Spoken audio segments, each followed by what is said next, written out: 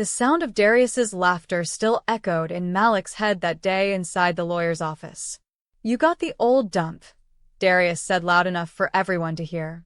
His grin was sharp, proud, cutting through the awkward silence. "And I got the empire. Dad's $4 million printing business is mine. You got the house that's falling apart." The other relatives looked down, pretending to study the polished conference table. Malik didn't flinch. He'd heard that tone all his life, Darius winning, Malik watching. But what Darius didn't know, what none of them knew, was that their father had always been 3 steps ahead. By the time Darius learned the truth, it would be far too late. Raymond Carter had played the long game, and Malik was about to win a lesson, not in money, but in meaning. Raymond Carter's heart gave out on a Tuesday morning in March. He was 68, still strong in spirit but tired in silence. Malik had always believed his father would live forever. The funeral was held at St. Matthew Baptist Church in Willow Creek, the same church where Raymond had married their late mother, Ruth, 35 years ago. The church smelled of lilies, lemon oil, and old wood pews polished for generations. Malik sat in the front row alone, eyes fixed on the flag-draped casket. His father had served in Vietnam, then built a printing business from nothing but grit. Darius arrived late, as always, wearing a tailored suit that screamed money. Tom Ford, probably. He shook hands with guests like it was a networking event, his smile camera-ready. Malik watched him glide through the crowd, pretending to grieve between phone checks. That was Darius, polished charm and empty heart.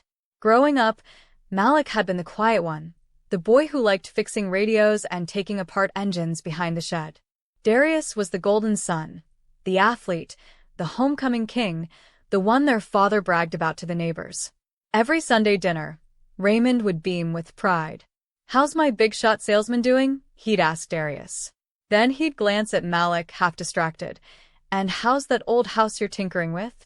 It was never cruel, just careless, like Malik's life was a side project. Yet it was in that quiet space Malik learned more from his father than Darius ever did. Not through praise, but through watching. Through silence. Through lessons hidden in calloused hands and measured patience. 3 days after the funeral, the Carter brothers sat across from each other at Hughes and Bryant Law Firm. The mahogany table stretched between them like a battlefield. Mr. Hughes, the family attorney, cleared his throat and began reading the will. His voice was formal and cold, the kind that stripped grief into legal phrases. "To my son, Darius Carter," he read, "I leave Carter Print Solutions, including all assets, contracts, and operations, valued at approximately $4 million. Darius smirked, leaning back with a satisfied exhale. "Knew it," he whispered under his breath. Then Mr. Hughes continued, "To my son, Malik Carter, I leave the family home at 12, Magnolia Lane." Silence. Darius's laugh broke through like thunder. "The old house? That's it? Man, that place ain't worth 200 grand. He turned to Malik. "Guess we see who the favorite was, huh?" Malik said nothing. He just nodded slowly, his chest tight, but his eyes calm. When the papers were signed and the small crowd dispersed, Malik drove straight to Magnolia Lane. The neighborhood was quiet, lined with oak trees his father had planted decades ago. The house stood weathered but proud, a 2-story craftsman with a wraparound porch and faded blue shutters. Paint peeled at the corners, the steps creaked under his weight, but it still felt alive. A dump, Darius had called it. But to Malik, it was the only place that still carried his parents' laughter. He opened the door, and the air greeted him with a faint scent of his father's coffee. Everything looked untouched, his father's reading glasses, a half-finished crossword, his jacket on the chair. Malik's heart ached as he walked room to room. "Hey, Pop," he whispered softly. "I'm home." Upstairs, the hallway still smelled faintly of his father's cologne. Malik stepped into the master bedroom, sunlight filtering through dusty blinds. Everything was in order, bed made with military precision, shirts folded by color, old records stacked neatly in a corner. He began sorting things out of habit, clothes to donate, papers to organize. It wasn't until he moved the dresser to vacuum that he heard it, a hollow thump. He froze, tapping the wall. Thud, thud. Then silence. His heartbeat quickened. He tapped again, 2 feet to the left, solid. He returned to the hollow spot. Now what's this, old man? He whispered, pulling out his father's screwdriver set. The baseboard had a faint line, the paint slightly newer. Malik pried it gently, revealing a small metal panel with a keypad. His breath caught. He stared for a long minute, then punched in the only code that mattered, his mother's birthday, 072356. Click. Behind the panel was a small fireproof safe built into the wall. Malik's hands trembled as he pulled it out. Inside were 3 things: a sealed envelope with his name, a brown folder, and a tiny brass key tagged Heritage Bank, Box 217. He opened the letter first. His father's handwriting flowed across the page, firm, deliberate. Malik, it began. If you're reading this, then you've found what I needed you to find. I'm sorry for what happened at the will reading. You probably feel like I left you with scraps. But son, this was never about money. It was about knowing my boys. Malik's chest tightened. His father's words carried the weight of truth only death could free. Raymond's letter went on to explain that he'd watched both his sons grow differently. Darius had ambition, charm, and the gift of talking his way into anything, he wrote. But he never listened, never slowed down long enough to understand the ground beneath his feet. Malik, you learned by watching. You fixed things others threw away. You asked questions, even when the answers hurt. The letter revealed the hidden secret. The real inheritance was in a safe deposit box at Heritage Bank. I've been saving for you since you were 10, it read. Stocks, bonds, trust funds. Everything I didn't want Darius to know about, because he'd think he deserved half. You earned this by never asking for anything. Make me proud. Love, Dad. Malik sat on the bedroom floor, tears sliding down his face. For the first time since the funeral, he let himself cry. Not from sadness, but release. He clutched the letter to his chest. You really did see me, didn't you, old man? He whispered. The next morning, he dressed neatly, folded the letter into his pocket, and drove to Heritage Bank downtown. The manager, a middle-aged woman named Mrs. Lillian Moore, greeted him kindly. Your father spoke of you, she said softly. He was very specific about this box. She led him to the vault, her heels echoing on the marble floor. Box 217 was larger than Malik expected. Inside were folders labeled by year, each filled with stock certificates, bond records, and USB drives. Mrs. Moore helped him review everything in a private room. When they finished, she closed the folder carefully. Your father was a wise man, she said. This totals around $3.2 million. Malik stared at the papers in silence. He really planned it all, he murmured. Mrs. Moore smiled. He wanted to test both of you, didn't he? He nodded slowly. Yeah. And I think I just passed. After leaving the bank, Malik called Mr. Hughes, the family attorney. Did you know about this? He asked. There was a pause, then a sigh. Your father told me 6 months before he died, Hughes admitted. He made me promise not to tell anyone. He said, if Malik doesn't find it, maybe Darius was right about him. But if he does, then I'll know I raised the right man. Malik sat in the car, staring through the windshield, letting the words sink in. His father hadn't forgotten him. He'd trusted him to find the truth the quiet way, through patience, not pride. 2 weeks later, Darius called. Malik was on the porch repainting the railings when his phone buzzed. Hey, little brother, Darius said, his voice slick with that same old confidence. Just wanted to let you know, I closed my first deal as CEO. $200,000 contract with a hospital network. Not bad for week 1, huh? Malik smiled faintly. Good for you, man. Yeah, you know how it is. Some of us built for this. How's the old fixer-upper? You gonna flip it or live in Dad's shadow forever? I'm keeping it, Malik said. Darius chuckled. Your funeral. Anyway, gotta go, client dinner. You wouldn't know about that. Then the line went dead. Malik put the phone down and kept painting. He didn't tell Darius about the inheritance. He didn't tell anyone. Instead, he followed his father's unspoken advice. Watch, listen, learn. Malik began quietly tracking Carter print solutions online. He joined industry forums, checked LinkedIn updates, and asked around. Within a month, a picture started to form. Darius had fired 3 senior employees who'd been with their father for 15 years. Dead weight, he'd called them. Those same employees took their client network straight to a competitor. Malik shook his head. Dad tried to warn him, he muttered. By month 2, Darius made another impulsive move. He bought new digital printing machines worth hundreds of thousands. But he'd skipped the market research. The machines sat idle while overhead soared. Malik read an online comment from an old supplier.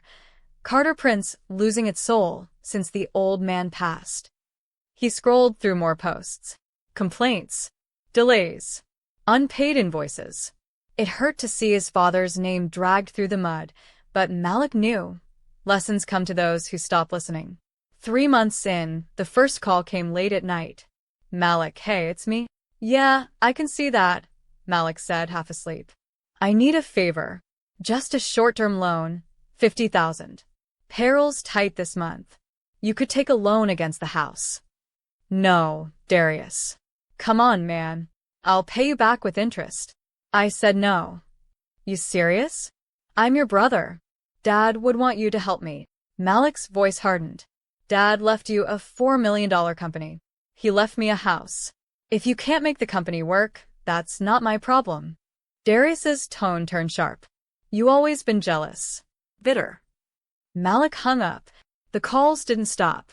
Once a week. Then twice. Each time, Darius sounded more desperate. Malik, please, just 75 this time. Okay, 100. Just until I fix this. Malik listened, sometimes in silence, sometimes shaking his head. You don't need money, Darius, he said once. You need humility. Man, don't start that preacher talk, Darius snapped. I need cash, not character lessons. Then I can't help you. When Malik hung up, he felt a strange sadness, not satisfaction, but grief for the brother he couldn't reach. By the 6th month, Carter Print Solutions had become a ghost of its former self. Employees left, clients vanished, and competitors filled the void. Malik watched from afar, the way his father once did, quietly, patiently. Every mistake Darius made reminded him of their father's silent wisdom. Pride breaks faster than machines. One evening, as rain pattered against the porch roof, Malik's phone rang again. He hesitated before answering. I'm losing everything, Darius said, voice cracking. The bank's coming for the business. The cars. The house. I don't know what to do. Malik sighed. You could have listened. You could have asked for help before it was too late. So, what now? You gonna gloat? No, brother. Just tell you the truth. Dad didn't give you that company because he thought you'd succeed. He gave it to you to see if you'd learn. Silence filled the line. And you? Darius asked quietly. What did he give you? Malik smiled faintly. Exactly what I needed. He ended the call. 3 weeks later, Carter Print Solutions filed for bankruptcy. The once booming company Raymond Carter had built from nothing was sold off for parts. Darius's empire collapsed overnight. The man who once measured worth by dollars now had nothing but debt and regret. Malik read the headline online, Carter Print closes after 50 years. He closed his laptop and whispered, Rest easy, Pop. You knew this would happen. 2 years passed. The house on Magnolia Lane no longer looked like a dump. Malik had rebuilt it from the ground up. New paint, polished floors, a restored garden like the one his mother once tended. The porch glowed warm under evening lights. Neighbors often waved when passing by. You finally made that place shine, Mrs. Davis next door said one afternoon. Malik smiled. It's what he would have wanted. He'd used part of his inheritance wisely. Invested, paid off debts, started a small carpentry business. Carter Woodworks, the sign read. Simple, honest, thriving. His business grew through word of mouth. He built dining tables for families, benches for churches, even children's toy boxes for single mothers who couldn't pay much. Pay me when you can, he'd say. Work filled the spaces where grief used to live. Malik loved the sound of saws. the smell of pine and varnish. Each creation reminded him that real wealth wasn't numbers on paper, it was building something that lasted. He hadn't spoken to Darius in over a year until one Sunday, a mutual cousin mentioned him. "He's in Charlotte now," the cousin said. "Working sales at another company. Starting over." Malik nodded. A part of him felt sorry for Darius. Another part knew the fall was necessary. "Sometimes," he told his cousin, "God gotta take the crown off your head to show you what humility looks like." The cousin laughed softly. "You sound just like Uncle Raymond." Malik smiled. "Guess some lessons stick."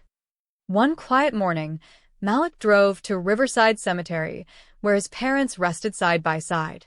He carried a bouquet of white roses, his mother's favorite. The wind hummed through oak branches as he knelt by their headstones. "Hey, Pop, hey, Ma," he whispered. Been a while. He told them everything: the house, the business, Darius's downfall, his new life. "You were teaching me the whole time, weren't you?" he said softly. "You weren't ignoring me. You were preparing me." A gentle breeze rustled the leaves, almost like an answer. Malik sat on the bench near the graves, letting the stillness wash over him. "You gave me more than money, Pop," he said. "You gave me patience. You gave me peace." A red cardinal landed on the headstone, chirping brightly. Malik smiled. "I see you," he murmured. "Still watching, huh?" He stayed until sunset, when the sky turned gold and the world felt at ease again. Driving home, Malik thought about his father's test, how different it was for each son. Darius got what he wanted: control, attention, validation. Malik got what he needed: time, wisdom, and a quiet chance to grow. It was never about who was richer, but who understood value. At dinner that night, Malik sat on his porch eating fried catfish and cornbread, listening to the crickets. His friend Jerome stopped by. "Man, this place looked good," Jerome said, looking around. "You did all this yourself?" Malik nodded. "Took time, but it's worth it." Jerome chuckled. "You ever talk to your brother?" "Not lately," Malik said, sipping sweet tea. "But I pray for him." If you value stories of respect, dignity, and justice, please subscribe. It means more than you know, and it lets me keep sharing the lessons life has carved into me.